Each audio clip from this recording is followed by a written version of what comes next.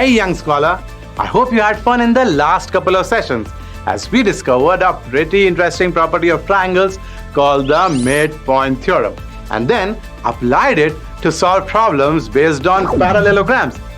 Now, I had promised earlier that we would be discovering if the converse of the midpoint theorem also holds true. It's time to keep my promise. In this video, we would try to mathematically prove the converse of the midpoint theorem. The good news is, now that we have mastered the proof of the midpoint theorem, proving its converse should be a cakewalk. So, ready to master a new topic? Let's roll. First things first, what is the converse of the midpoint theorem?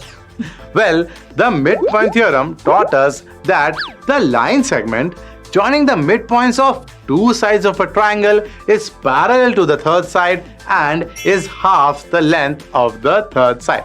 Now, the converse of this theorem says that in a triangle, say ABC, if there's a line that passes through the midpoint of one side, say AB, and is parallel to another side, say BC, then it passes through the midpoint of the remaining side AC.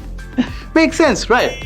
This converse is possibly true, but we can't say for sure until we have proved it. And for that, we will need the statement of the converse. So, the statement goes, the line drawn through the midpoint of one side of a triangle and parallel to another side bisects the third side. Great way of framing it, right?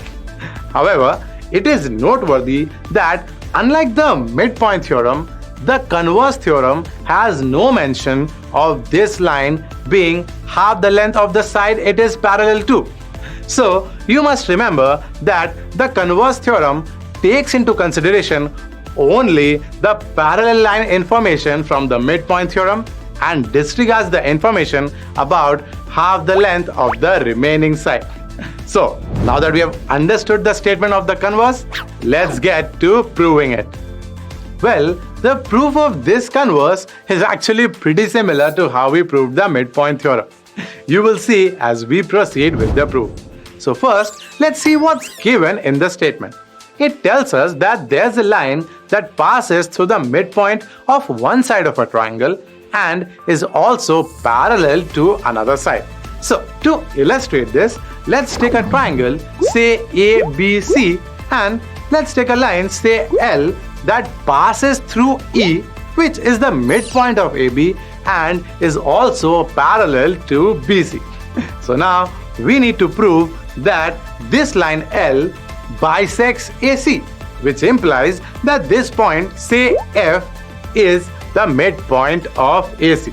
So basically, we just need to prove that AF is equal to CF. But how do we do that? Well, let's just analyze what's given. We know that E is the midpoint of AB, which means AE is equal to BE. We also know that this line L is parallel to BC, which implies that these angles form a pair of co-interior angles between parallel lines.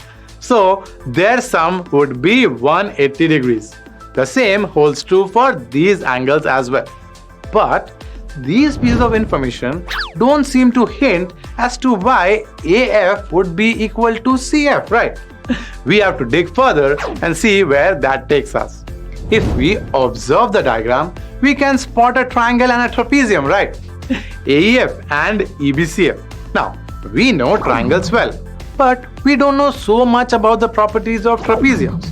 How do we proceed then? Can we take a hint from the proof of the midpoint theorem? There, if you remember, we did some constructions and converted this part into a parallelogram. And we know the properties of parallelograms well. So, if we can make this trapezium into a parallelogram, we may be able to use one of the properties and get closer to our result. Sounds like a good approach, doesn't it? Let's give it a shot. Now, to convert this trapezium into a parallelogram, we need to have both pairs of opposite sides parallel. Well, lines L and BC are already parallel. So, pretty much like the proof of the midpoint theorem, we construct a line from point C parallel to AB and meeting line L at D. So, by construction, AB is parallel to CD, which implies that EB, which is a part of AB, is also parallel to CD. Similarly, line L is parallel to BC, so ED, which is a part of line L, is also parallel to BC. Both pairs of opposite sides are parallel, so our parallelogram is formed. Hey, as a consequence of this construction, we get this triangle of which CF is a side. Our primary goal is to prove that AF is equal to CF, right? So, if we can somehow prove that these two triangles are congruent, we may be able to prove that AF is equal to CF because corresponding parts of congruent triangles are equal. Good job! Seems like we are on the right track. So now, let's focus on these two triangles, namely AEF and CDF. We need to try and prove them congruent. Now, I'll teach you a small trick. While proving congruence of two triangles, I always try to imagine if they can overlap perfectly in any orientation. Here they seem to do. So our first test is passed. This of course greatly depends on the accuracy of the diagram. Anyway, the next step should be to reason which criterion would prove the congruence. Well, RHS is out of question since there's no mention of right angles. However, in the two triangles, it's pretty evident that these two angles are vertically opposite, so they are equal. Also, if you remember, the last video helped us see that since AB and CD are parallel, AC acts as a transversal, which means these two angles form a pair of alternate interior angles, so they are equal. Similarly, ED acts as another transversal, so these two angles also form a pair of alternate interior angles. They are also equal. There you have it. Three pairs of equal corresponding angles. The two triangles must be congruent by the angle criterion. Wait a minute. Is angle even a criterion of congruence? I'm afraid not. We may have two triangles where all the corresponding angles are equal, but they don't necessarily need to be congruent. So, coming back to our diagram, we need to find a pair of equal corresponding sides to complete one of these criterions. So, which corresponding sides in these two triangles can be proved equal? All we know about the sides is that AE is equal to EB. Hey, EB and CD are opposite sides of this parallelogram, so they are equal. Therefore, AE is equal to CD. See, in triangles AEF and CFD, we have two pairs of equal corresponding angles and a pair of equal corresponding sides included between those angles. Angle, side, angle. Thus, these two triangles are congruent by the ASA criterion. It's pretty evident then that AF is equal to CF because they are just corresponding parts of congruent triangles. And because they are equal and form a straight line, F is the midpoint of AC. So basically, this line which passes through the midpoint of one side of the triangle and is parallel to another side bisects the third side. See, we just proved whatever we knew all along. The converse of the midpoint theorem also holds true. So, now that we have proved the converse of the midpoint theorem, what do we do with it? Use it in a problem, my friend. Now, we have seen a lot of problems based on parallelograms. But to be a true master of a concept, you should be able to apply it wheresoever possible. So, let's apply the converse theorem on a new shape. Ready or not, here's the question. It states that ABCD is a trapezium in which AB is parallel to DC. BD is a diagonal and E is the midpoint of AD. A line is drawn through E parallel to AB intersecting BC at F. And we need to show that F is the midpoint of BC. For a question like this, the diagram is a must. So let's just use all the information we have and draw the required diagram accurately. We first draw a trapezium ABCD where AB is parallel to CD. Now, on joining B and D, we get the diagonal BD. We also have E as the midpoint of AD through which a line parallel to AB is drawn. This line intersects BC at F. So our diagram is complete. We just need to prove that F is the midpoint of BC. So let's get on with it right away.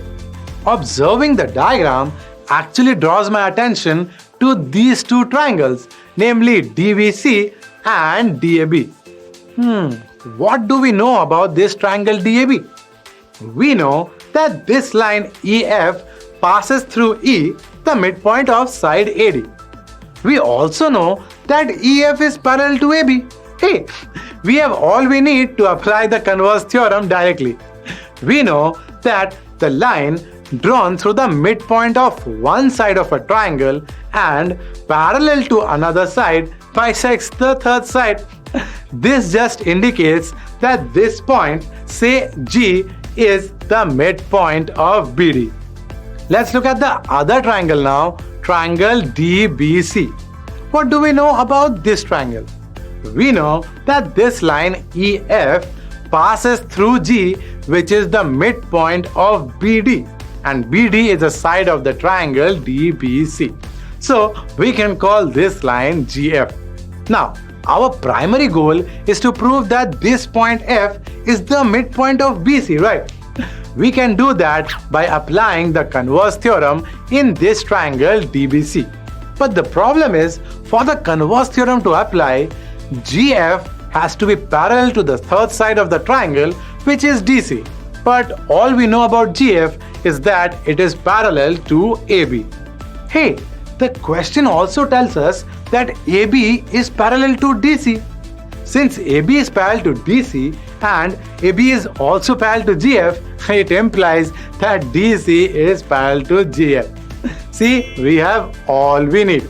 Thus, in triangle DBC, a line drawn through the midpoint of one side is parallel to another side. So, as per the converse of the midpoint theorem, it bisects the third side at this point F. So basically, F is the midpoint of BC. There you have it. We just proved the requirement. Whoa, that was a pretty interesting question, wasn't it?